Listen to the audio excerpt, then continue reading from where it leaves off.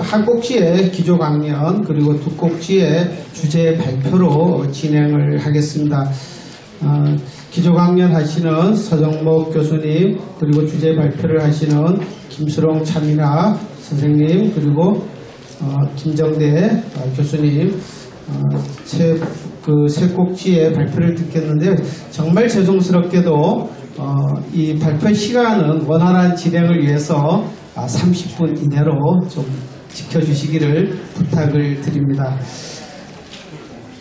기조 강연은 특별히 제가 강연자 선생님을 좀 잠시 소개를 먼저 해드리도록 그렇게 하겠습니다. 심원재 서정목 선생님은 서울대학교의 박사 졸업하시고 서강대에서 오랫동안 봉직을 하셨습니다. 그 사이에 하버드대 초빙 교수도 하시고 그러시면서 현재 서강대 명예교수로 재직을 하고 계십니다. 오늘 발표를 위해서 제가 선생님의 한 분 잠깐 말씀을 드리겠습니다. 선생님은 그 사이에 최신 어떤 문법 이론 그리고 방화나 국어사에 걸쳐서 많은 저술들을 하셨는데요. 제가 특별히 오늘 발표를 위해서 최근에 한 저서를 잠깐 소개를 해드리겠습니다. 근래에 향가 모죽 질환가 연구라고 하는 저서를 내셨습니다. 이 책은 향가를 이해를 하는데 당연히 어떤 국어학적 지식 그리고 문학적 상상력도 필요하지만 한편으로 그 향가가 지어진 시대적 배경, 정치사적인 어떤 내용을 이해하지 않고서는 올바른 내용에 이해에 도달할 수 없다 하는 그걸 핵심을 하는 아주 흥미진진한 책입니다. 묘속공주를 중심으로 한 당대 신라사회의 어떤 정치적 이야기를 향가 해석과 관련지어서 아주 흥미롭게 쓰신 책인데요. 아마 오늘 발표하시는 그 기록 남기기와 필사본 화랑세기도 그 연장선에서 이해를 하시면 될 것 같습니다. 이 화랑세기와 관련해서 또 향가, 창기파랑가, 해독의 문제를 오늘 흥미진진하게 풀어주실 텐데요.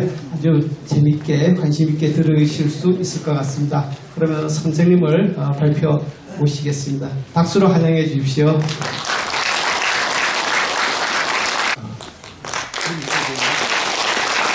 제 고향은 진해 운동입니다.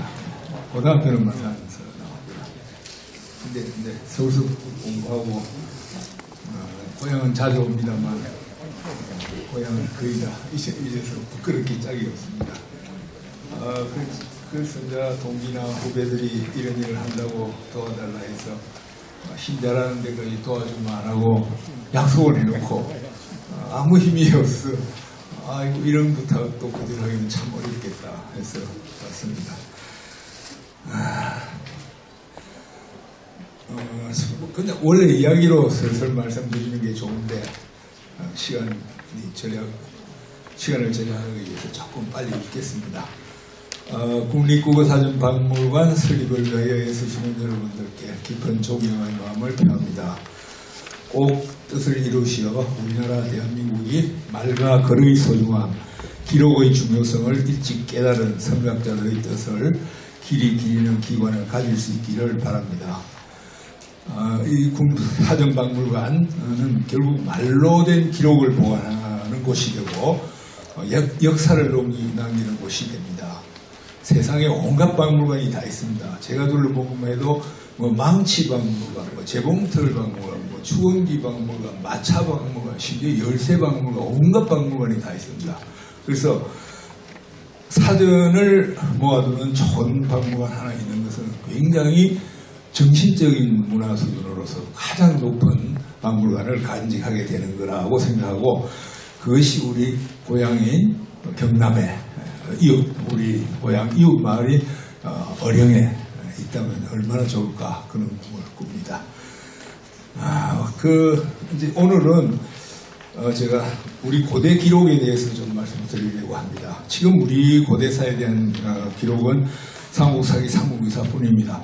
여기 앉아 계시는 최도환 교수가 국사전공입니다. 해군사관학교에서 오랫동안 한국사를 가르치고 특히 이순신 연구에서는 최고 수준인데 저분 앞에서 제가 역사를 말하고 있어서 미안합니다. 그래서 저희들이 공부할 때 항상 한서, 후한서, 당서, 일본서 이런 책들을 참고를 하기도 합니다. 근데 오늘은 좀 이상한 기록 하나에 대해서 말씀을 드리고자 합니다.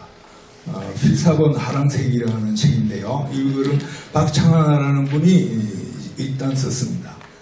그래서 이 기록에 대해서 AD 7세기에 김옥이 김대문 부자가 지은 하랑세기를 필사한 것이다 하는 주장과 일제시대에 이 박창하라는 분이 여러 사료를 참고하여 상상해서 지은 것이다 라는 두 가지 의견이 첨예하게 대립되고 있습니다.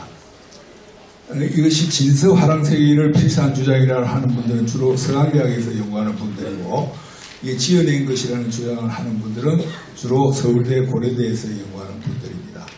오늘 제 말씀을 들으시고 여러분들도 어느 한쪽으로 마음속으로 정하시기 바랍니다. 그리고 다른 전공 분야 연구자들도 이 책을 다 읽어보고 사실 다 들여다보고 정말로 자기가 전공하는 분야와 관련해서 자기 아는 일들이니까 이 책이 진짜다 아니면 가짜다 그런 것을 말해야 됩니다. 이것은 제가 보기에는 사학과에만 맡겨둘 일이 아니라고 판단하기 때문입니다. 이제 국문학과에서 하는 일 중에 어떻게 보면 가장 오래된 일이라고 하는 것은 향가를 연구하는 일입니다. 그 향가 중에는 한국 역사에 화랑에 대한 향가가 딱 두 수가 있습니다. 모죽질환가와 창립화랑가입니다. 오늘 받으신 그 발표 논문집의 4를 한번 보십시오. 이 4번이 삼국 역사에 실려 있는 창립화랑가의 모습입니다. 이것을 우리말로 바꿔야 합니다. 1929년에 소창진필이라는 도쿄대학 은하학과 출신 연구자가 6처럼 해독하였습니다. 한번 6을 한번 보시죠. 창문을 열심에 드러나 밝은 달이 흰구름 쫓아가는 어디요? 이렇게 되겠어요. 안에 어디라는 부사의 뜻이 있습니다. 모래판 물가에 기랑의 모습이 꽃하고 꽃이 그 숲을 숫자를 꽃으로 읽었습니다. 이론 내 자갈밭에 이 이론은 실제로는 일렁이는 강물처럼 이렇게 해석을 했어요. 그래서 일렁이는 강물에서 둥글게 잘 다듬어진 인품을 가진 화랑 그렇게 해석한 책은 다 일본인 학자의 해석을 보고 한 겁니다. 그래서 낭이여 지녀 사랑하신 마음의 가를 쫓아져 했고 자까지 높아 눈이 먼 나올 합판이요 이렇게 읽었습니다. 이걸 보고 와세다대학 문과를 나오신 양유동 선생님이 1942년에 새로 바꿨습니다. 해독을. 그리고도 65년, 81년에 조금씩 바꿨는데요. 7과 같습니다. 구름을 열치며 나타난다라 흰구름 쫓아 들어가는 것 아니냐 하고 다르게 물어봤습니다. 달이 대답하기를 새파란 내에 기랑의 모습이 있구나.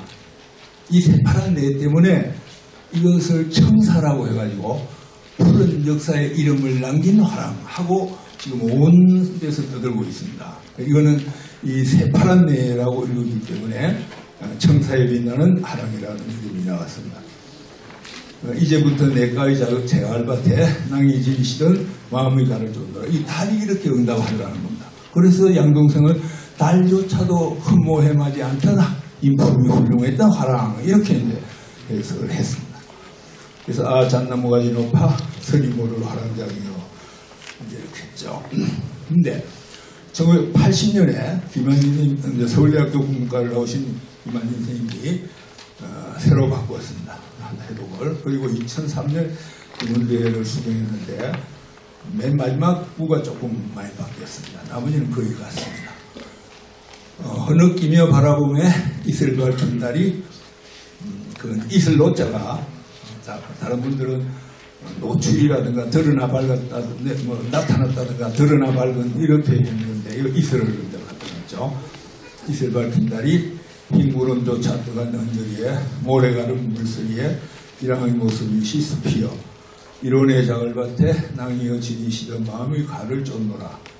잣나무가지 높아 눈이 못 처음에는 득풀로 하셨다가 그 다음에 지저롤은 진누를 이런 뜻입니다. 진누를 곡가리하고 합판을 곡갈로 해놓으세요. 그리고 곡가리 잣나무를 단다 그런 말씀을 하셨는데 그런 것들에 조금 문제가 있습니다. 자, 이 해독하고 그 다음에 얼른 보면 이 해독이 이 세 가지 해독이 지금 양종선생님과 소창선생님 거는 3구, 5구, 6구로 나눠집니다. 3행, 5행 등으로. 그런데 김한희 선생님 거는 5행, 3행, 2행으로 나눠집니다. 근데 실제로 향가에는 이런 구성이 없습니다. 19째 향가는 442로 나눠진다. 이게 우리 고등학교 때 다 배우는 얘기입니다.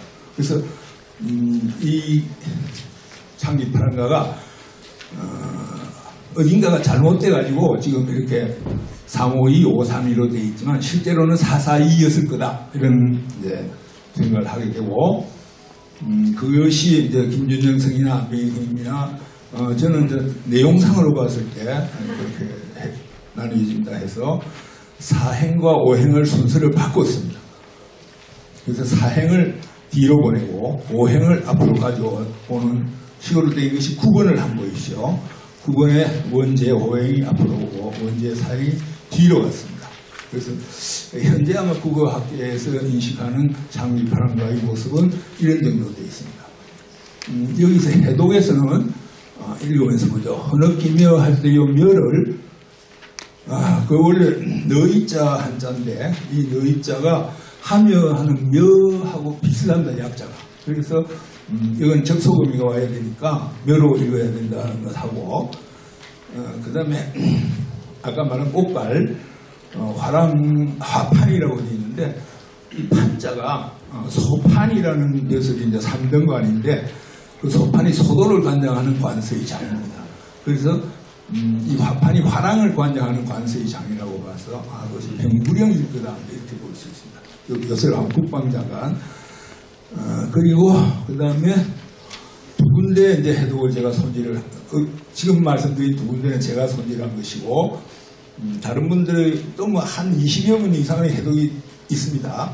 그 중에서 다른 분들의 해독 두 군데를 제가 반영을 했는데 지금 여기 앉아 계신 경북대학의 명예교수이신 백두현 선생님께서 이 원제 사행의 그 모래가는 정디라고 하는 것이 물시불이다. 경상도 말 물시불이라서 물시불, 물가다 이렇게 해석했어요. 그걸 받아들이고 그 다음에 돌아가신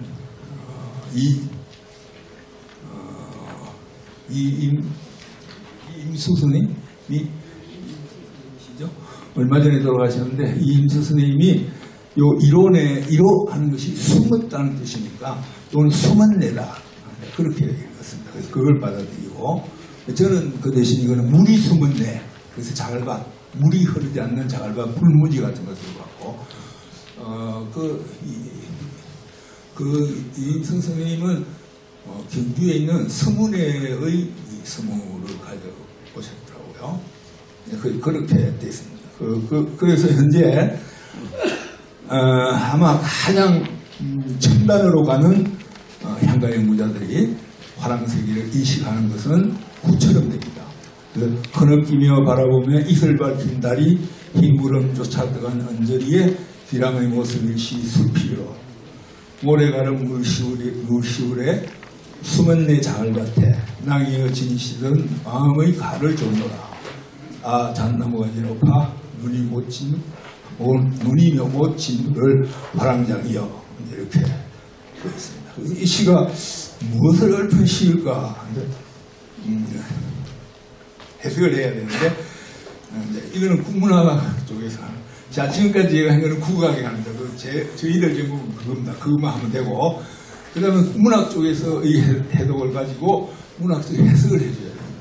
그런데 지금 10번에 한 4분의 해독을 지금 소개를 했습니다. 근데 10B가 제일 나은 것 같습니다. 그런데 왜 그러냐면 10A, C, D 다 현실성이 없어요. 이거는 꿈을 꾸고 있는 이야기지 진짜 신라시대 우리 선조가 지은 시에 대한 얘기가 아니다 이렇게 봅니다. 그래서 B의 후반부가 조금 나오는데 자, 그래서 이제 좀 보시면 김열규 선생님은 서울대학을 나오고 서강대학에서 오래 가르쳤습니다. 그 다음에 B는 박노준 선생님인데 고려대학을 나오고 한양대학에서 오래 가르치셨고요. 그 다음에 C는 양희철 선생님인데 서강대학을 나오고 청주대학에서 오래 가르쳤습니다. 그 다음에 D는 성호명 선생님인데 서울대학을 나오고 영남대학에서 오래 가르쳤습니다. 나중에 서강대학으로 오셨지만 그래서 현재로서는 고려대학에서 공부한 게 제일 앞선다 이렇게 보는데 다만 이것도 화랑단 전체의 세력이 약해진 것을 아쉬워하는 시다 이렇게 해놨어요.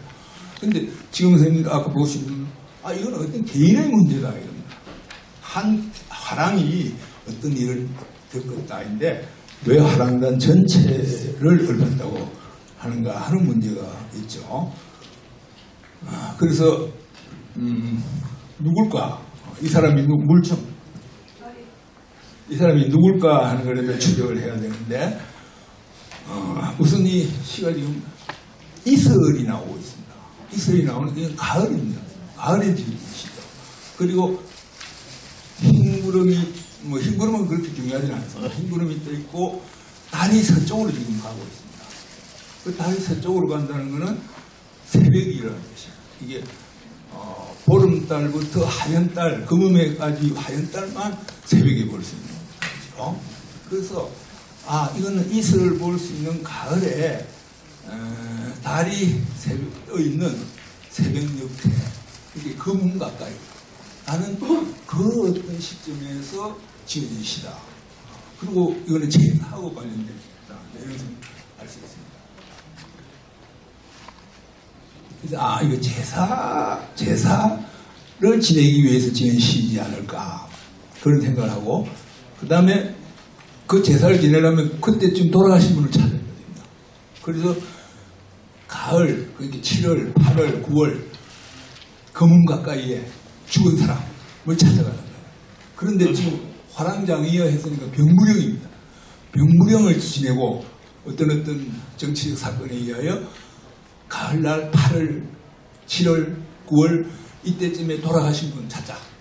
그게 이제 제 목표예요. 딱 그렇게 좁힙니다. 그리고 이제 그걸 결정하는 가장 중요한 거는 확실한 연대는 경대광 앞에서 충남사가 안민가를 지은 때가 765년입니다.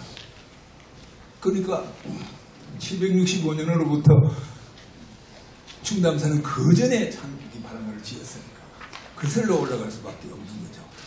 그래서 얼마쯤 거슬러 올라갈 수 있을까? 근데 제 생각은 경대왕과 충남사가 만났을 때 충남사가 나이가 굉장히 많았어요. 한 80이 넘으신 분이었어요. 그러니까 왕을 다 이룰 수 있는 노래를 지을 수 있었죠. 그래서 그분이 젊었을 때 한번 올라가 보자. 그래서 어때까지 가느냐? 한 60년 전 가보자. 그 60년 전에 이분이 한 20대 쯤 되었을 때 선배하랑에 대한 그 뛰어난 선배하랑에 대한 흠모가 크게 다르고 젊은이들이 우리 선배님 따라서 나도 그래 해봐야지 할 만한 때 그래로 가면 680년대가 나옵니다. 그래서 다 짚어가지고 이제 짚어낸 게 682년인데 그냥 삼국사기를 쭉 읽어보면 이 누구겠다 하는 게 와요, 감각이. 쫙 읽으면 681년 8월 28일에 죽은 김문관이라는 분이구나 딱 나옵니다. 그래서 이제 그 사건은 김험도의 모반인데 지금 25페이지에 11번에 이 김험도의 모반을 진압하고 신문왕이 내린 교서가 있습니다. 근데 이 교서 읽어보니까 아무 알맹이가 없어요. 왜 왕의 장인이 반란을 일으켰는지, 왜 왕비의 아버지가 사위가 왕이 되는데 그걸 막겠다고 나서서 이랬는지 아주 어렵게 돼 있는 거예요. 그래서 이 거짓말이구나 하는 걸 바로 알 수 있죠. 그리고 681년 8월 28일에 이제 이창 군관을 죽였는데 이창 군관이 그때 병무령이었습니다. 근데 왜 죽였는지 이유는 모반을 알고도 미리 알리지 않았다예요. 네 친구들이 반란을 일으킬까 알고도 미리 고변하지 밀고 하지 않았지 않느냐. 그 이유로 죽이는 거예요. 아들 하나하고 함께. 그래서 이 사람 도대체 어떤 사람인가 하는 걸 갖게 됐어요. 제가. 그래 신문왕이 어떤 왕인가를 이제 추적을 하고 그 다음에 신문왕 뒤에 왕이 된 효소왕이 어떤 왕인가를 추적을 하고 하다가 갑자기 효소왕은 6살의 왕에 올라 16살에 죽었다라는 국사학계의 논문을 봤어요. 그리고 모든 책을 다 봤더니 다 효소왕이 6살의 왕에 올라서 16살에 죽었다라고 되어 있습니다. 근데 사공유사에는 16살의 왕에 올라서 26살에 죽었다고 되어 있거든요. 10년 차이가 딱 있습니다. 그래서 제가 수많은 이제 국사학자들에게 야 너가 왜 그렇게 하느냐, 왜 6살의 왕에 올라서 16살에 죽었다고 하느냐, 16살의 왕에 올라서 26살에 죽었다고 하면 안 되느냐 이렇게 묻는 거죠. 그래서 답이 33번을 한번 보시죠. 저 뒤에 있는 예문 예문 해가 그러는데 사학에서는 예문이 안 하고 아마 사료라고 하겠죠. 33번 사료를 보시면 32, 33 지금 52페이지입니다. 687년 2월 원자가 출생하였다. 691년 3월 1일 왕자 이용을 책봉하여 태자로 삼았다. 이러니까 그 다음에 이용이 692년에 왕이 됐으니까 원자가 왕자 이용이고 그래서 이 사람이 2여살의 왕이 올라간 것 맞지 않느냐 이러는 거예요. 그리고 그 밑에 33을 한번 보세요. 이것이 지금 국사편찬위원회가 써놓은 한국사입니다. 이 책은요 보통 책 아닙니다. 이 위원장이 이백 선생님이에요. 이 편찬을. 그리고 대한민국의 거의 모든 국사학자가 참여했어요. 여기에. 그런데 그게 이래 돼 있습니다. 그래서 당장 내가 야 그거는 원자고 이건 왕자잖아 이래 됐어요. 너가 원자 왕자도 구분 안 하나 이래 됐죠. 그래서 그랬더니 맨날 제가 듣는 소리가 아니 왜 다른 분야 전공자가 늙으면 할 일 없으면 집에 가서 애나 보지 뭐 자꾸 국사 건드리고 고대사 알지도 못하면서 찝찝거리냐 이렇게 말을 해요. 그래서 야 이거는 그런 문제 아니야. 원자 왕자의 뜻이 어떻게 다른가를 가리는 것은 국어 선생이 할 일이야. 원자는 원비가 나온 맏아들 한 명뿐이고 왕자는 무수리가 나와도 왕자야. 그건 우리가 국어 선생이 국어 시간에 초등학생한테도 가르쳐야 되는 거야. 무슨 소리 하고 있어. 이거 국사하면 하는 일이 아니다. 그래서 이런 글을 쓰기 정년하기 전에 드디어 약간 원래 저는 변형문법 전공을 했어요.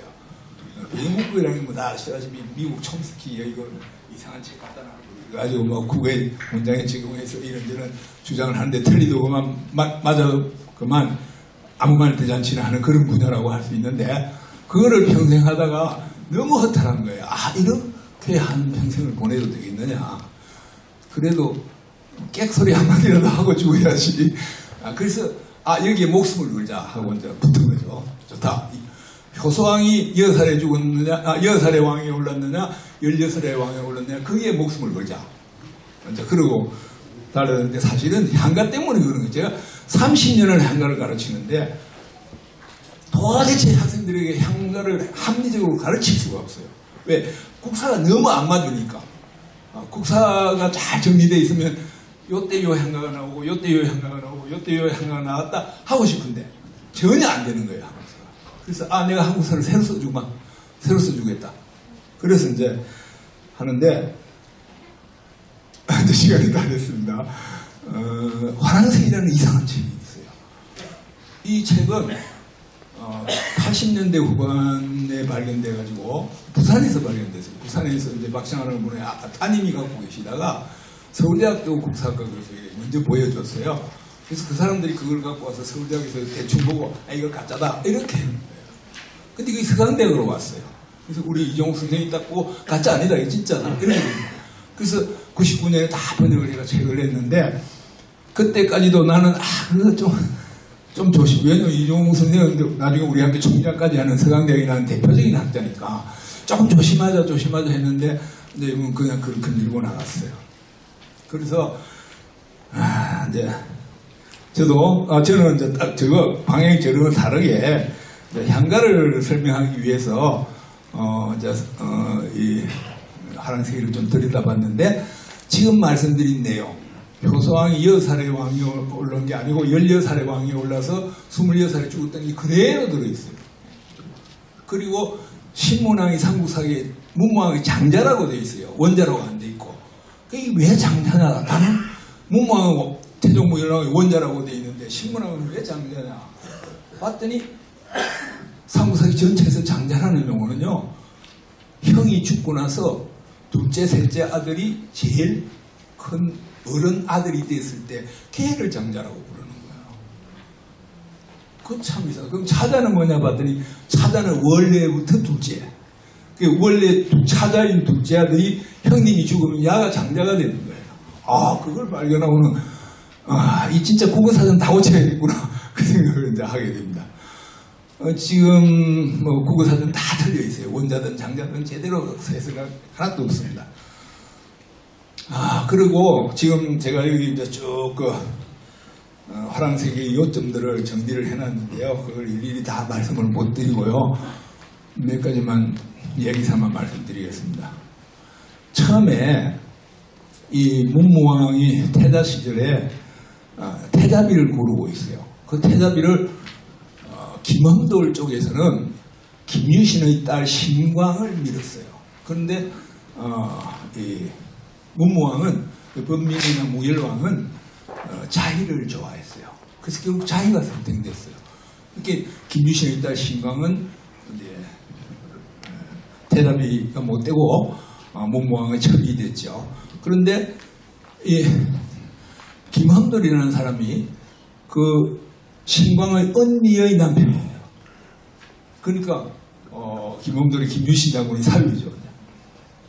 김유신 장군 사위고 그 다음에 아까 말씀드린 말 중에 이 범민이 태자가 되기 전에 자기하고의 사이에서 벌써 아들을 낳았어요. 그 아들이 소명정군이라고 딱 나와 있어요. 사랑생에 나와 있어요.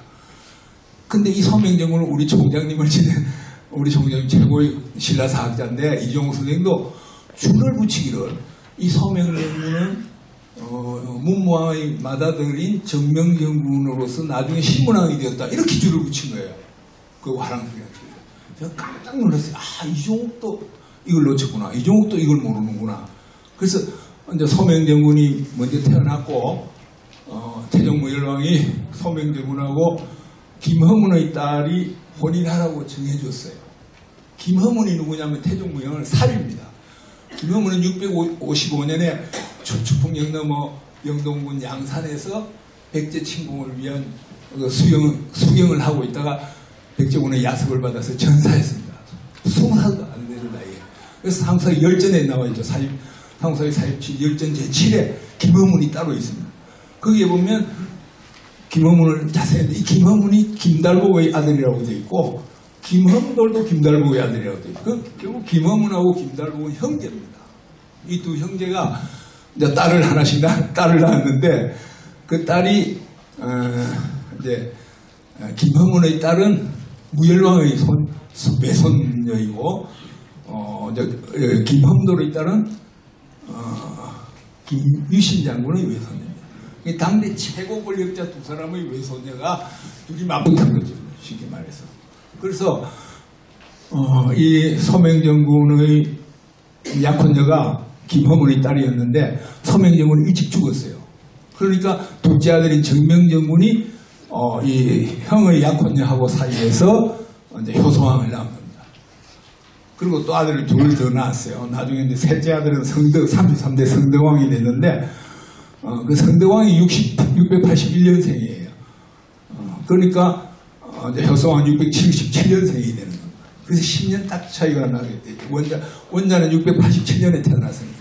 원자는 그 김허문의 딸이 정식으로 결혼을 해요. 683년 5월 7일 날 신문하고 혼인을 했기 때문에 그때 왕비가 됐어요. 그때부터 태어난 애들이 적자고 걔가 원자고 그 둘째 아들도 태어나고 그래 됐던 겁니다. 그 수수께끼를 지금 한국 사람들 아무도 모른다고 할 수 있어요. 심지어 이종욱 선생도 모른다고 할 수 있어요. 왜냐하면 이종욱 선생은 서명정문이 정명정문이라고 생각하고 있으니까 그 사람이 신문하게 돼 있으니까 무슨 문제가 있어 그러는 상황이에요. 그래서 그걸 딱 고치면 김헌돌의 모반이 정리가 됩니다. 왜 김헌돌이 모반했느냐?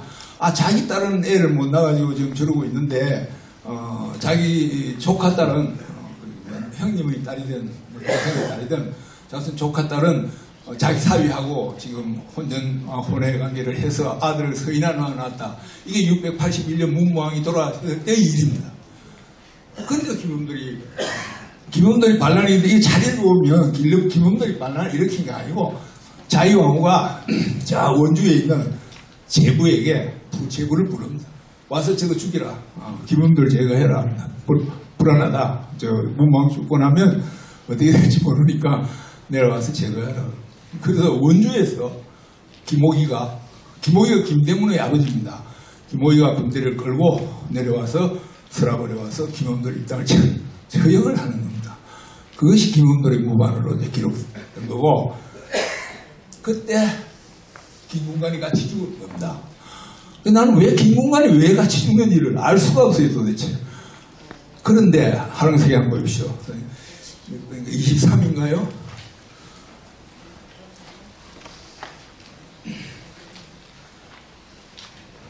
23 프로줌을 한번 보시겠습니다. 네, 23 29세의 원선인데 원선은 636년생이고 이렇고 이제 4년 제위하고 나서 궁광공의 적자 청관에게 청관은 30세에 풍월주가 됐는데 기해생이고 근데 공의천은 흠돌의 딸이다. 이제 더 이상 할 말 없죠. 공관하고 흠돌이 사돈이었구나. 그러면 공관이 그때 어떤 입장에 있었겠느냐. 만약 신문왕의 편을 들어서 그 나라에 충성한다고 신문왕의 편을 들면 자기 사돈을 죽여야 되고 아들을 죽여야 되죠. 그렇다고 해서 사위와 아들 편을 들면 왕의 반란을 이렇게 역적이 되는 거죠. 그래서 김공은 어쩔 수가 없는 겁니다. 그래서 이 사람은 모래가 갈라진 그 강가에서 이러지도 못하고 저러지도 못하고 결국은 물이 다 숨어버린 그 메마른 자갈밭에서 죽음을 선택할 수밖에 없는 그런 딱한 처지에 놓여 있습니다. 그래서 이 시가 지어집니다. 그럼 이 시는 언제 지어졌느냐? 최소한 군관에 대한 제사가 허락되었을 때. 그 효소왕이 700년에 돌아가시고 그 아우인 성덕왕이 오대산에서 중위되어 있다가 와서 왕이 되는데 이 오대산에 가면 다 있습니다. 오대산에 지금 제가 말씀드린 이 월정사에 가면 자장율사하고 성덕왕하고 그 보천 스님을 모시놓은 그 방이 있어요. 그림을 모시놓은. 그리고 이제 월정사 관광 안내문에는 이 이야기가 다 들어 있습니다. 그래서 성덕왕이 702년에 8월에 와서 왕이 됐는데 효소왕이 7월 27일에 돌아가셨어요. 그러니까 아마 성덕왕이 8월 달에 즉위했을 거고 9월 달에 대규모 사면을 벌입니다. 그때 중시 국무총리가 누구냐 하면은 김험순의 아들이에요. 그러니까 가락 김씨들에 대한 대대적인 사면이 이루어졌을 것이고 김험돌의 모반 때 억울하게 죽은 많은 사람들에게 신원을 해줬을 것이고 군관에 대한 제사도 허락이 됐을 거다. 그래서 그 군관은 8월 28일에 죽었으니까 9월달 사면의 혜택을 못 받겠죠. 그 다음에 703년 703년에 이 노래는 지어졌다. 만약 첫 제사 때 지었다면. 그래서 창기파랑의 재작년대는 703년이다.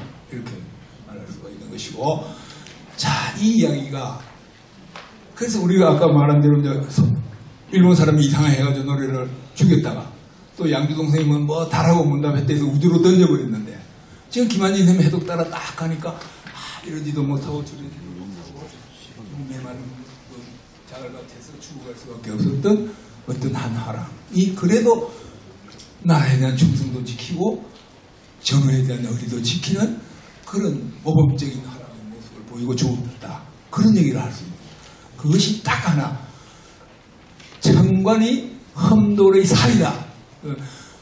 청관의 아내가 험돌의 딸이었다. 그 한 구절 때문에 나옵니다. 이렇게 기록이 무섭습니다. 1300년 전 일입니다. 우리가 국립국어사전박물관을 만들어서 그 속에 기록들을 막 두었을 때 어느 기록이 1000년 뒤에 우리 후손들에게 무슨 아이디어를 줄지 모르는 겁니다. 그래서 기록을 꼭 남겨야 되고 기록을 남길 수 있는 시설을 만들어야 됩니다.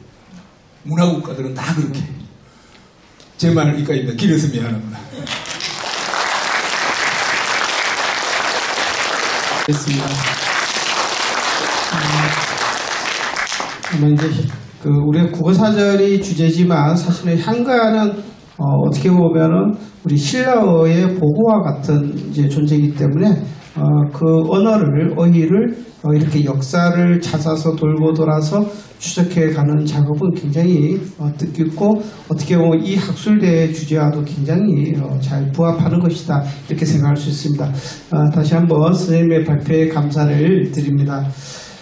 제가 알기로는 이제 오늘 학술대회는 우리가 지금까지 학술대회를 3번을 했고 오늘 4차인데 지금까지 학술대회가 국어사전 박물관을 건립하기 위한 어떤 기초적인 준비였다면은 이 4차는 보다 좀 실천적인 과제를 좀 탐구하는 것으로 알고 있습니다. 그 점에서 오늘 그 주제 발표 첫 번째 주제 발표입니다. 김수롱 세종국어문화원장님 그리고 차민아 한글닷컴 대표님께서 국어사전 박물관 건립을 위한 융합전략은 굉장히 시사하는 바가 크리라 생각을 합니다.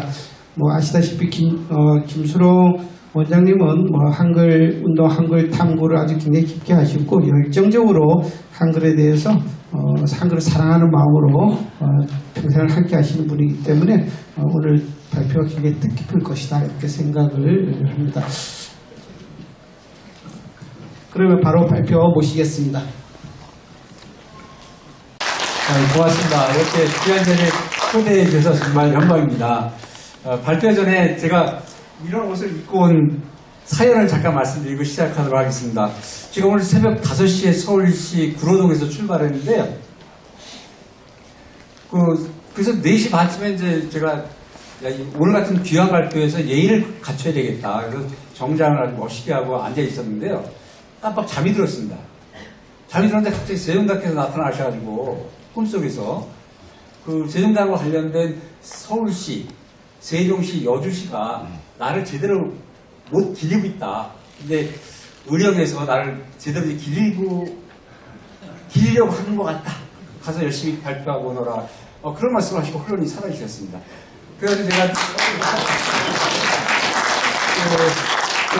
아빠가 들려주는 한글 이야기 이 세종대왕 표지가 있거든요. 그래서 제가 제 제자가 아기를 낳아가지고 제가 선물을 줬더니 자기 아기가 있는 걸 저한테 보내줘가지고 이렇게 옷에 박았습니다. 저는 세종국어문화원 원장으로 있고요. 또 한글학회 사전편찬 연구로 근무한 적이 있고요.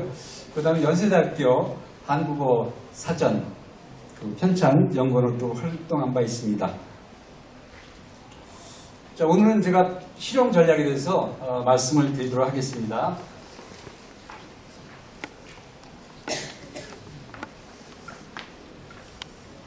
예, 신바람 나는 우리 국립국어사전 박물관 건립을 위해서 저희 짧은 의견을 드리도록 하고요. 제가 이거 보여드린 이유는 이제 한글 가운길 한 바퀴에 제가 의령을 소개하고 있습니다. 이근호 선생님 생각을 비롯해서. 그래서 이제 소개하는 거고요. 잘 안 넘어가요. 그리고 제가 2013년도에 이제 제가 이근호 선생님을 알게 된 건 한 2010년 무렵이었던 것 같습니다. 그래서 이렇게 훌륭하신 분을 우리 아이들한테 좀 알려야 되겠다. 그때까지만 하더라도 이 아이들한테 소개하는 책이 없어서 한글 지킨 사람들 13명을 소개하면서 이근호 선생님을 소개했고요. 그다음에 중고등학교 아이들이 또 모르더라고요, 잘. 그래서 한글 대표 선수 10도 있고 여기 19명 중에 바로 이근호 선생님을 제가 소개해서 잠시 제 책을 소개했습니다. 그리고 저는 이제 오늘 같이 발표하는 차민아 대표와 함께 이 한글의 모든 것을 담는 한글닷컴 이런 누리집을 운영을 올해부터 하고 있습니다. 저 로마자는 이제 이 한글 로마자는 HANGEUL이죠. 표준 로마자 표기법. 근데 외국인들은 이거를 특히 유럽 사람들은 한제울 이렇게 읽거든요.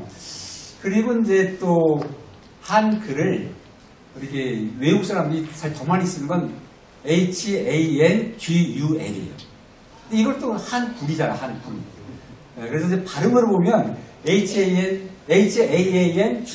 이렇게 했을 때 가장 한글 발음에 근접해서 저런 이제 알파벳으로 만들었고요. 그리고 오늘 제가 우리 군수님께 흥자해본과 언해본 독감본 제가 한 해설서를 기증했고요. 시간이 없어서 이제 빨리 넘어가겠습니다. 요 복감, 오늘 발표 차례 넘어갔고요. 자, 진짜 이 국어 사전 박물관의 어떤 역사와 꿈, 이거는 제가 강조하지 않아도, 사전은 진짜 말의 집이고, 어느덧 인간들의 삶과 역사 문화를 보존해놓은 고귀한 곳간이고요. 그래서 말과 사람, 말과 사람과 지식과 역사를 이어준 디딤돌과 징검다리. 그래서 국어사전은 그런 모든 것들을 담아내는 아주 위대한 하나의 공간이 있죠. 그래서 그러한 사전 박물관을 우리가 짓는다는 것, 거기에 담긴 어떤 거대한 꿈과 의미는 우리 가늠하기 어렵다고 봅니다. 자, 지금까지 상황을 보면 공감대가 충분히 형성되었습니다.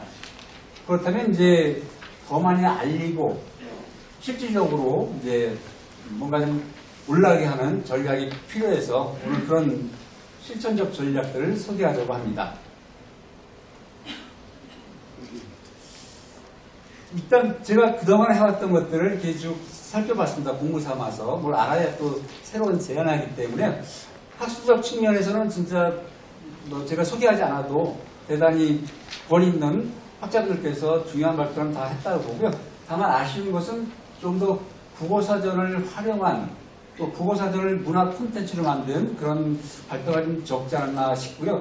요즘 학교에서 이 사전을 이용해서 나만의 사전 만들기 그런 많은 걸 하고 있거든요. 그래서 학술적이라 하더라도 이렇게 현장에서 국어교육 차원에서 또 국어문화 확산 차원에서 하는 그런 학술 발표가 좀 부족했다는 생각이 들었고요. 다음 넘어가겠습니다. 행사 차원에서는 이제 이근호 선생님의 배움길 걷기대회 이런 의미 있는 행사를 발굴한 거 대단히 좋았고요. 이때 왜 저를 안 불렀는지 저기 약간 서운하더라고요. 그리고 또 이렇게 대단히 성과를 거뒀지만 실질적인 도움이 되는 어떤 국어정책과의 지원 이런 것들이 이제 많이 진척이 안 됐다는 걸 알 수 있었고요. 그 다음에 정치권을 움직였죠. 대통령 공원까지 들어갔으니까. 그것이 법으로 연결되고 실제 지원으로 연결되는 이런 게 좀 아쉽다라는 걸 우리가 확인할 수 있었고요. 자, 그래서 제가 이제 제안 드리기 전에 일단 기본 성격부터 우리가 다시 한번 생각해 보면 어떨까 싶은데요. 이거는 어디까지나 제 개인의 의견이니까요. 이게 그동안에 해온 성과들을 제가 무시하거나 잘못했다고 하는 건 아닙니다. 그래서 우리가 국립국어사전 박물관이라고 했는데 이 박물관이란 말이 대단히 진짜 전통을 중요하게 여기고 고귀하고 되게 진짜 그렇지 않습니까? 다 인정하는 거죠. 다만 그런 만큼 뭔가 확산의 의미에서는 좀 약하지 않는가. 그래서 박물관보다는 역사 문화관 이렇게 하면 어떨까 싶은 생각이 들었고요. 이런 고민은 제가 그 국립 한글 박물관이 2013년도에 세워졌는데요. 2014년도에.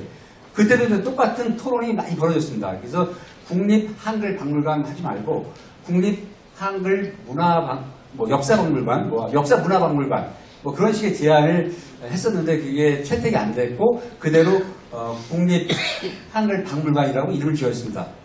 처음에 한 70여 명인가 직원이 있었습니다. 지금 그 한글 박물관의 직원이 몇 명일까요? 150명을 돌파했습니다. 그만큼 이제 이 한글이 한글의 가치가 높아지고 경제적 가치가 높아지고 그러면서 이 전문 일자리가 창출되고 막 그러지 않습니까? 그렇지 않습니까?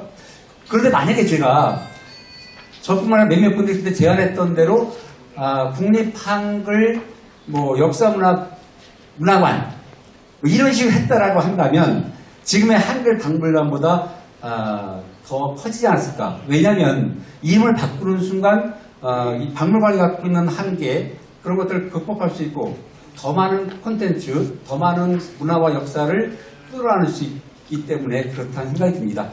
그래서 고맙습니다. 박물관의 가치를 제가 뭐 무시하거나 그런 건 아니고요. 박물관의 가치를 유지하면서 그거를 문화와 우리 삶 속의 생활로 이렇게 확산시키기 위한 이런 전략 속에서 이 명칭이라는 게 대단히 중요하지 않습니까? 저는 원래 이름 제가 용성이었거든요. 용성. 중용의 용자는 성리학의 성자. 근데 제가 이제 철도대학교 1학년 때 슬기롭고 옹달쌤 우리 말과 그래 옹달쌤 대사라는 이름을 바꿨거든요. 바꿨더니 막 제 삶도 바뀌고 이렇게 신바람나게 우리 말과 그래를 전파하는 전도사를 살고 있습니다. 그리고 이제 이 문자를 넘어서는 말, 요거는 오늘 서정록 우리 교수님께서 귀한 발표를 해주시지 않았습니까? 사전이라는 게 진짜 우리의 역사, 이 오랜 삶의 뿌리까지 담아낼 수 있는 글이시지 않습니까?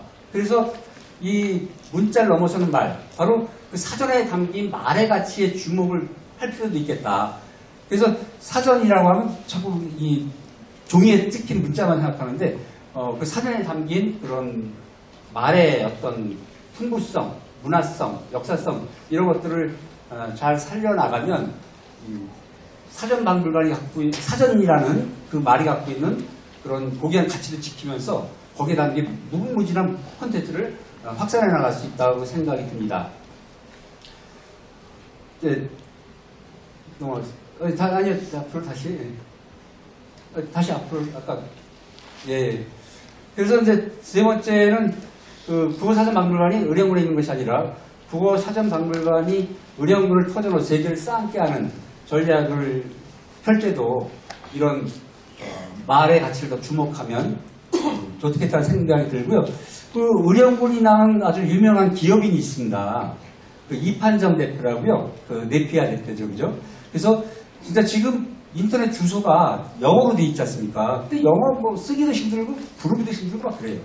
근데 자국어로 인터넷 주소를 하게 되면 그 자국어를 쓰는 문화도 지킬 수 있고 또 자국어를 쓰는 모든 기업들, 뭐 가게, 상호, 각 개인의 이름까지 막 그런 소중한 가치를 지킬 수가 있는데 바로 그런 이 말이 갖고 있는 어떤 고유 가치들을 통해서 이게 전 세계의 모든 언어 문화를 쌓아안는 이런 어떤 이게 된다는 거죠. 자, 다음에는 이제 실질적인 도움 전략인데요. 제도 전략에 대해서 한번 말씀드리겠습니다. 요거는 제가 이제 세종국어문화원 원장으로 봉사하고 있는데요. 이 세종국어문화원이 전국에 22개가 있습니다. 경북대학교도 있고요. 여기 부산 지역에는 이제 동아대학교가 있죠. 예. 이게 2005년도에 국어기본법이 생기면서 이게 생긴 거거든요. 그래서 2005년도에 국어기본법이 발의가 되면서 놀라운 변화가 일어났습니다. 뭐 이런 생활 속의 공공언어 발언 그거는 제가 말씀드리지 않고요. 어떤 실질적인 기관적 측면을 말씀드리면 바로 세종학당. 세종학당이 전 세계에 200개가 넘어가지 않습니까, 지금. 한 해 예산이 500억을 돌파했어요.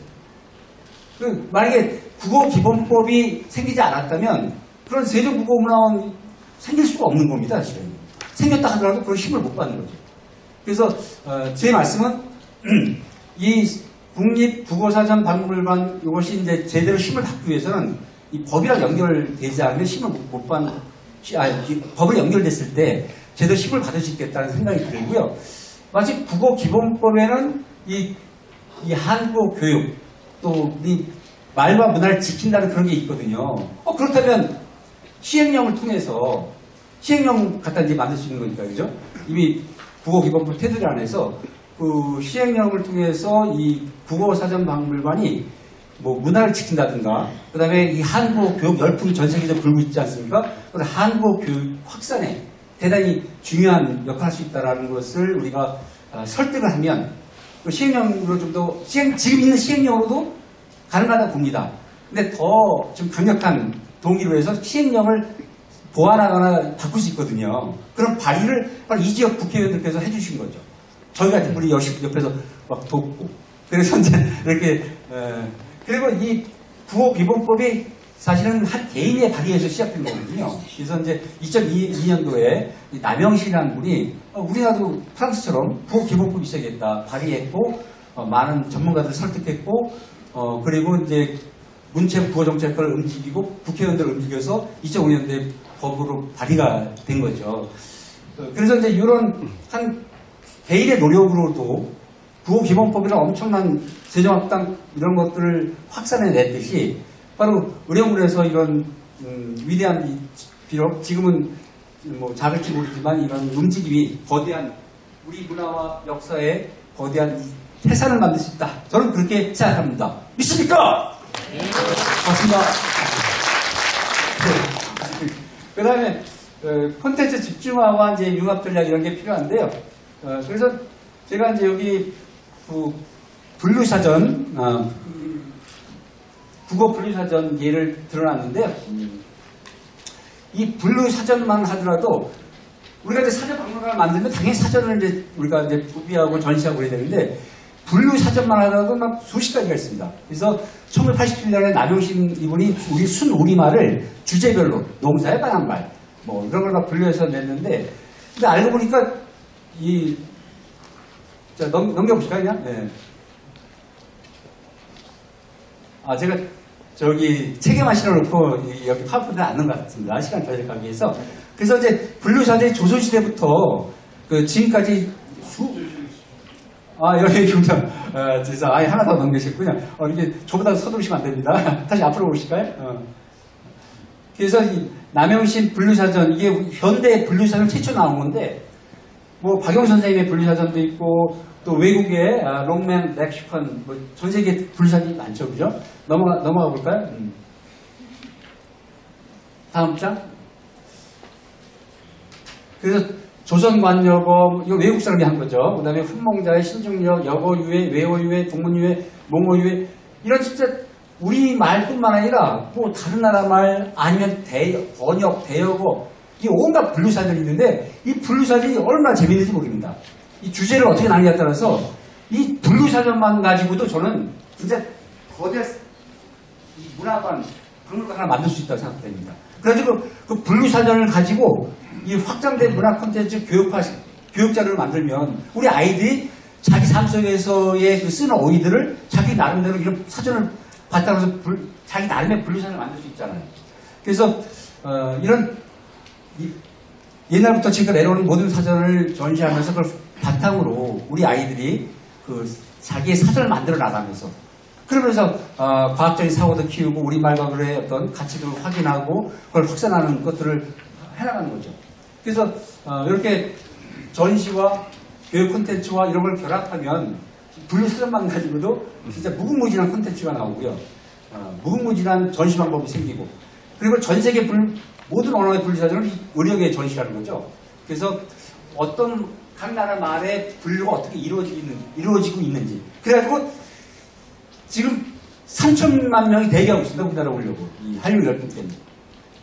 그런 외국 그 관광객들을 제일 먼저 의령으로 오게 한 겁니다.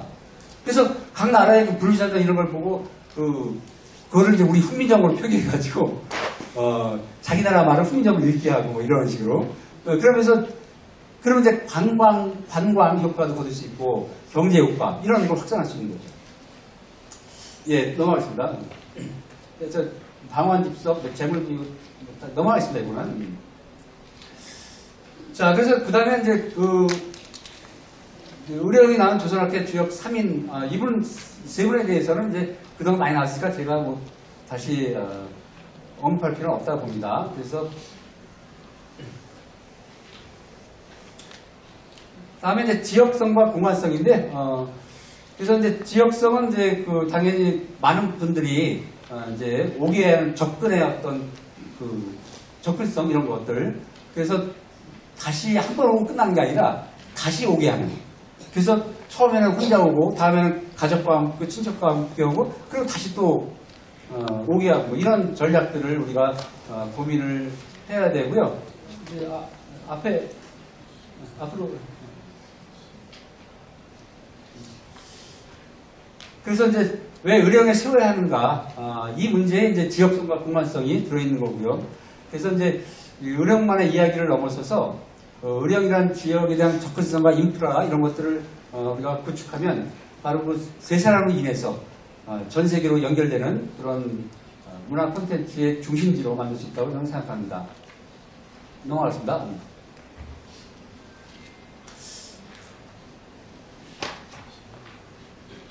그래서 이제 저희 앞으로 경제성 됐습니다. 네, 좋습니다.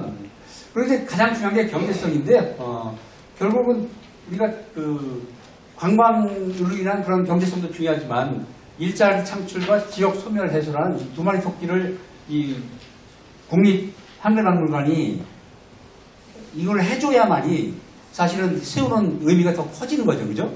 경제적 가치만을 위해서 이걸 세우는 건 아니라고 봅니다. 그렇지만 경제적 가치를 이어지지 않는다면 거기에 담긴 정신적 문화적 가치도 우리가 더 확산할 수 없는 거죠. 그래서 정신적 문화적 가치와 경제적 가치를 연결하지 않으면 안 된다고 저는 생각합니다. 그래서 이런 경제적 가치를 어떻게 연결할 건가 이런 거가 중요하기 때문에 제가 사전 박물관을 세워서 그걸 바탕으로 세계 문자 축제를 의령에서 하는 그래서 일자리 창출과 그 다음에 경제 가치를 높이는 그런 전략을 일단 끝나고 보여드리겠습니다. 자, 그리고 이제 예산 문제는 이제 아까 구수님께서 어려움을 토로했는데, 이거는 이제 아무래도 단계별 전략에 의해서 우리가 예산을 확보하는 그런 게 필요할 것 같고요. 그 예산도 제가 처음에 발표한 그 법령과 법제적인 근거 이런 거와 연결이 되지 않으면 이게 확보가 어렵습니다. 그래서 이 국어기본법이 있기 때문에 세종학당이 1년에서 500억이 넘어가는 거거든요. 그래서 아까 군수님께서 아주 좋은 공감대를 얻어냈지만 최종 선관이 못했다고 하는 이유가 그게 어딘가에 근거가 부족해서 그렇습니다. 그래서 만약에 이런 법령적 근거라든가 뭔가의 그런 제도적 근거랑 연결시켰다면 최종 설득에도 성공하지 않았을까 이런 생각이 들고요. 그래서 우리 그 사전편찬 추진위원회에서 이런 제도적인 측면과 법령적인 측면 연결시킬 수 있는 그래서 아니면 이 각 지역마다 이 어떤 조례 같은 게 있지 않습니까? 그죠? 그래서 이제 이 의령군 조례는 당연히 이에 들어가 있죠. 그래서 도의 의례를 연결시키고 뭐 이런 식으로 해서 뭔가 근거를 마련하는 그 근거를 바탕으로 설득하는 이런 전략으로 가야만 기재부를 움직일 수 있습니다. 그래서 기재부는 그런 근거 없이는 절대 이 허락을 안 해주거든요. 그래서 정체성은 이제 바로 우리가 이제 박물관을 세웠을 때 국립 한글박물관, 그다음에 독립기념관 이런 거와 다른 차별성. 근데 이런 차별성에 따른 정체성은 고민할 필요가 없다고 봅니다. 제가 아까 말씀드렸습니까? 이 사전, 분리사전만 하나만 가지고도 얼마든지 사전 박물관으로서의 어떤 정체성 가치를 창출할 수 있는 거니까 사전에 담긴 그런 말의 가치, 문화의 가치, 역사의 가치 이런 것까지 끌어들이면 물론 한글박물관에서 그럴 수도 있죠. 근데 이 사전으로 특화된 뭐 그런 거로 인한 어떤 문화적 콘텐츠 전략은 더 다른 지역과 다르다고 저는 봅니다. 그런 그리고 이제 홍보성은 요거는 제가 좀 더 강조하고 싶은데요. 지금까지 우리 추진위원회에서 진짜 대단히 막 많은 노력을 해오셨고 막 또 서울에 우리 대표님께서 오셔서 발표하신 걸 제가 듣고 그래서 많이 감동받았는데요. 근데 이제 중요한 거는 우리 젊은 세대를 끌어들일 수 있는 홍보 전략이지 않습니까? 그래서 저는 내년부터라도 이 사전에 관한 콘텐츠 공모대회를 한 겁니다. 그래서 우리 세종국어문화원과 한글닷컴이 지난해 한글 한국어에 관한 동영상 공모대회를 열었어요. 그걸 OTT 방식으로 했습니다. 이 OTT 방식이라는 게 뭐죠? 그 넷플릭스 방식이거든요. 그러니까 전 세계에서 자기가 동영상을 5분씩 10분 찍어가지고 그 주소만 보내면 됩니다. 그럼 주소를 우리가 받아가지고 우리가 만든 넷플릭스와 같은 그런 우리 집에 연결만 하면 되는 거죠. 그래서 지난해 전 세계에서 366편이 응모 45개국에서 시간이 지금 이런 걸 했으면 좋겠고요. 넘어가겠습니다. 자, 지금부터는 우리 차민화 대표가 이 지역성과 관련된 좀 더 보완 발표를 하도록 하겠습니다. 시간이 많습니다. 네, 시간이 없어서 좀 빨리 진행을 하도록 하겠습니다. 네, 지금까지 이제 사전박물관이 의력에 왜 건립이 되어야 하는가, 또 무엇이 부족한 점인가에 자료집에 담았고요. 미처 자료집에 담지 못한 내용에 대해서 간단하게 정리하고, 저희가 제시하는 하나의 축제안도 한번 제시해보도록 보면요. 의령은 경상남도에서 가장 인구가 적은 초민의 지방자치단체라고 합니다. 1965년은 10만 6천 명까지 있었는데 지금은 2만 5천 명, 3만 명에도 미치지 못하는 인구를 가지고 있고요. 그렇지만 의령은 경남의 중심에 위치하고 있는 이점이 있습니다. 근데 이 이점이 또 단점을 작용하는 것은 교육이나 일자리 문제 해결을 위해서 인근 도시로 전출하거나 또는 일자리는 의령에 두고 진주나 창원에서 또 출퇴근하는 사람이 늘어서 오히려 이 이점이 단점을 작용하고 있다고 합니다. 그리고 의령에 인물이 있는데요. 이제 많이 알고 있듯이 잘못 나왔네요. 네, 국제우 이병철 그 사전박물관 건립건으로 요즘 안호상 박사님, 이경로 이우식 선생님의 부각 중에 있고요. 지역 행사로는 한글 주간 행사가 21년부터 사전박물관 건립 관련해서 진행이 되고 있는 것으로 알고 있습니다. 또한 이제 이병철, 구인의 효성그룹 이런 창업자들 대상을 주제로 하는 부자기원 테마 축제가 있는 것으로 알고 있습니다. 네, 넘겨주시고요. 네. 네. 의령이 필요로 하는 전략적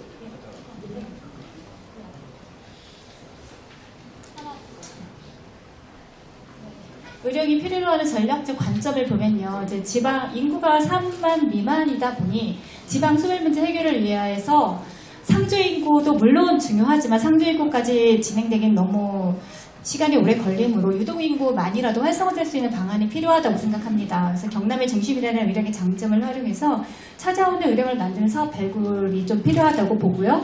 두 번째로는 의령의 정체성과 문화적 가치를 확보할 수 있는 대안과 시도가 필요하다고 생각합니다.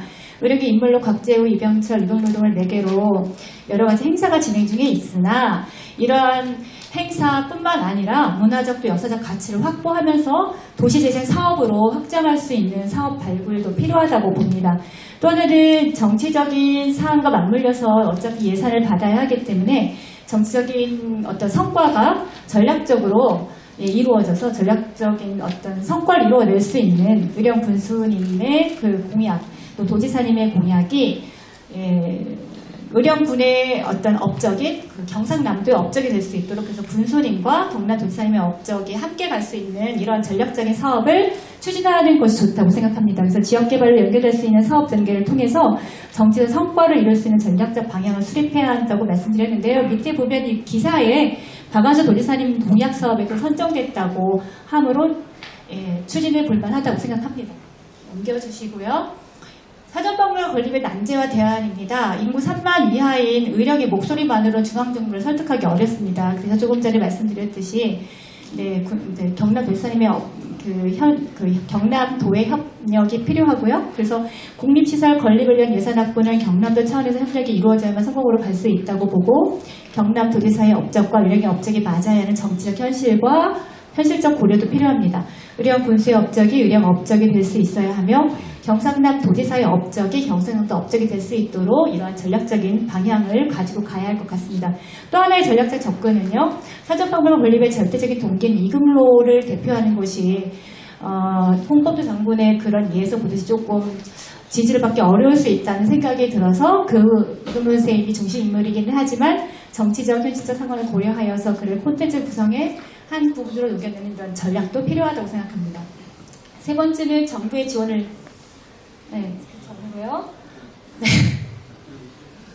정부의 지원을 끌어낼 수 있는 합당한 명목과 탄탄한 기획이 필요합니다. 네, 이게 가장 중요하다고 생각해요. 기재부의 예산을 받기 위해서도 그렇고, 네, 그래서 학술의 개최를 통해서 학자들의 지지는 획득했지만 이와 같은 연례 행사가 어느 정도 실효성을 지금까지 학자들의 지지를 받았기 때문에 이제 실효적인 어떤 명분을 획득을 했다면은 이것이 실제 기획과 실행이 이루어질 수 있는 전략적인 실무적인 진행이 필요합니다. 추진위원회 실무적으로 돌아갈 수 있는 돌아갈 수 있는 추진위원단이 실무적으로 운행이 될 수 있어야 할 것 같고요. 큰 그림을 경상남도가 추진하고 추진 과정에 의령이 함께하며 또 기업 삼성 이병철 그 회장의 고향이기도 하니까 삼성의 CSR 차원에서 끌어들일 수도 있다고 생각합니다. 그래서 기업의 후원을 받는 등의 운영이 현실화될 수 있는 실질적이고 실용적인 방안이 나와야 하고요. 국가적 이슈가 될 만한 기획과 제안, 또 실질적이고 실용적인 대안이 제시되어야 합니다. 타 지역 많잖아요. 진주 남강 축제, 화천 이런 축제 이런 있는데 타 지역 또는 어떤 타 기관, 그 한글박물관, 문자박물관 이런 박물관들이 사실은 있어서 이런 박물관과의 변별점도 가져가면서 또한 연계적인 측면에서 가져갈 수 있는 사업들도 생각해 볼 수 있고요. 그래서 변별점, 차별화 전략, 또 명분과 확장성을 어떻게 해야 한다고 생각합니다. 이렇게 해주시고요. 그래서 국내외 이제 예를 들어 보는 거예요. 국내 소멸도시 재생 및 지역 기반 축제 사례가 있는데요. 스페인의 빌바오 구겐하임이라는 이제 미술관은 철강 도시였는데 이 도시가 이제 침체되어 가고 있던 중에 이 미술관을 만들면서 이제 인구 방목의 4만 도시가 이제 현재 100만 정도의 즉 문화 관광 도시로 발전했다고 하고요. 또 영국의 글라스턴베리 축제는 인구 9,000만 도시에서 시작됐다고 합니다. 그래서 굉장히 조그만 도시에 시작했는데 지금은 세계에서 가장 큰 축제가 됐다고 하고요. 한국의 국내 예를 들면 자라섬 이런 축제들이 있습니다. 그래서 거의 버려진 섬이라고 하는데요. 비만 오면 물이 잠기고 이런 버려진 섬이라고 하는데 이러한 섬들에서 축제가 시작되어서 지금은 세계적으로 인정받는 성공적인 한국형 음악 축제가 되었다고 합니다. 이와 같은 예를 들어서 의령의 자연환경을 기반으로 사회 문화 콘텐츠의 이야기를 입혀서 세계인들과 함께하는 축제를 제안을 잠시 드리고 마치겠습니다. 김수록 원장님께서 진행하시겠습니다. 지금 보시거든요. 그래서 의령으로 전 세계 문화 관광객들이 몰리게 하는 그런 축제를 기획을 해야 됩니다. 그러면서 박물관도 띄우고 또 빛내고 그래야 된다고 생각되고요. 그리고 아까 예산과 경제에서 제가 하나 말씀 안 드린 게 있어요. 이병철 회장님 여기 고향이라는 거 강조하시면서 왜 그 삼성의 사회공헌 자금이 몇 조입니다. 이게 지금 어떻게 써야 될지 모르고 막 그러고 있는데 왜 그 삼성의 사회공헌 자금을 끌어들여서 추진 자금으로 쓰시든지 그죠? 아니면 박물관 권리의 일부 기부를 받든가 그렇게 해야 되는데 그동안 그 사회공헌 자금 이거를 왜 안 끌어들였는지 저는 이해가 안 갑니다. 그래서 근데 저 같은 사람이 거기 팀장 만나기 하늘별따기입니다. 만날 수도 없어요. 근데 우리 그 의령 군수님께서 우리 또 공동추진위원장께서 만나자면 만나줄 것 같은 생각이 들거든요. 이 자금 꼭 끌어들여야 됩니다.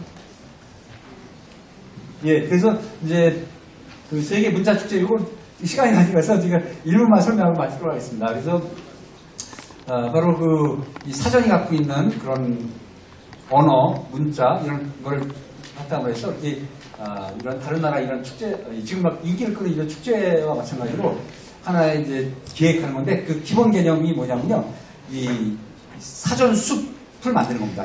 이 의령에. 그래서 그리고 이제 그 전 세계 관광객들이 의령으로 몰려들게끔 그런 걸 게임화시키고 그리고 이제 자기 나라에 무슨 사전 마련된 걸 가지고 여기 와서 뭐 이렇게 자랑하게 한다든가 그래서 이런 식으로 해서 이 의령을 하나의 그 문자 숲, 한글 숲, 사전의 숲 이런 개념으로 해서 모두가 모여가지고 숲에서 축제를 누리듯이 하게 하는 그런 건데 오늘 시간이 많지 않아서 이 정도로 마치도록 하겠습니다. 고맙습니다. 다시 한번 그 김수록 원장님, 차민호 대표님께 여기 계시는 박수 한번 그래도 다시 한번 부탁드립니다. 기재발표 1은 기본적으로 어떤 사전 박물관에 되어 있지만 명칭부터 해서 그다음에 분류어 사전을 활용하는 어떤 콘텐츠의 내용 그리고 최종적으로 축제에 굉장히 방점을 찍으셨는데요. 지역적 사회적 특성을 살린 어떤 축제, 문자 축제, 사전 축제를 제안을 해주시고 어떤 여러 아이디어를 많이 주셨습니다. 추진위원회에서는 지금 이 아이디어들을 좀 심도 있게 검토하시면은 좋은 결과로 이어지지 않을까 생각을 합니다. 저희가 조금 늦게 시작하긴 했습니다만 시간이 조금 지체되었습니다. 제가 발표를 단축해서 하실 거라고 믿는 유일한 분입니다. 김정대 선생님이신데요. 김정대 교수님은 아마 이 사전박물관 추진 처음부터 지금까지 쭉 함께 해오신 분이라서 그간의 그 내용을 누가 잘 알고 계시고 핵심적으로 소개를 해 주실 것이라 생각을 합니다. 세 번째 주제 발표는 김정대 경남대 명예교수님 의령 국립국어사전박물관 건립을 위한 학술 활동 그 해고와 전망입니다. 발표 모시겠습니다.